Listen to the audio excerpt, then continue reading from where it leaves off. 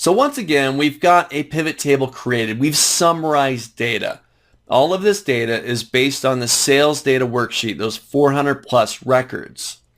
Now that we've got a pivot table and we're summarizing all that data, there's going to come times when I don't want to see all the data. I just want to see specific records being summarized here. Well, within Excel pivot tables, we have a few different ways to filter the results of a pivot table. Take a look. I'm going to show off two of the options right here during this lecture. And then in the next lecture, I'm going to show off a relatively newer tool that was introduced in the 2010 edition and carried forward into the later releases. So take a look. This is how you filter a pivot table. One, if I click into my pivot table, I can see that I've got my row labels and column labels. Row labels being the different products, the types, column labels being, in my case, the salespeople. Now, right next door to the column labels and row labels, I've got some drop-down arrows. And if I give that a click, I can jump into here just like you do a regular filter inside of a regular old Excel list, and I could do things like, you know what? I just want to see frozen yogurt and popsicles. I'll grab those two, I'll hit OK, and that's all I'll get. Simple little filter. And look at that, my chart updated as well. I've now just got frozen yogurt and popsicles. Very nice. You know what? I don't want to see all the salespeople. So same thing, I could jump into here and say, I just want to see Bishop and Lee. That's it.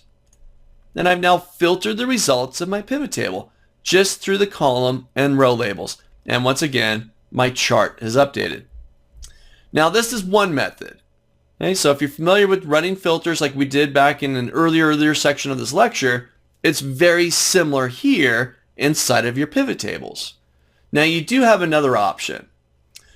Row labels and column labels, those are both parts of my pivot table right now. Well, pivot tables also have a filter section. Let's say I grab the month.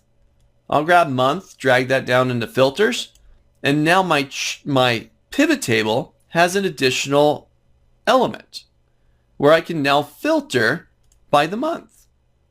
So you know what? I just want to see April. That's it. I'll select April, I'll hit OK, and now I've just got the April numbers here. And once again, my chart is updated. Jump back up there, I want to see March. And there's my March day. Ooh, got nothing for March. So those two people, whoever they were, we didn't sell anything during March. So let's get back up there and I'll say, let's do January. Then I've got some data for Bishop and Lee for frozen yogurt. Ding! Really simple to do. Nice little filters. You got the little drop downs you can get to, or you can get into the get into the filter section of a pivot table and filter through here as well. Whatever operation. Both very similar in technique, just little drop downs. Again, very similar to the auto filter inside of Excel. You're just filtering the results of your pivot table. So once again, try this out. Build yourself a quick little pivot table. Use the one from the previous lecture, whatever it is. Apply your filters. Search for those specific records. Drop down arrows. Select what you're looking for, whether it's product or salesperson or different months, whatever it is. Try it out.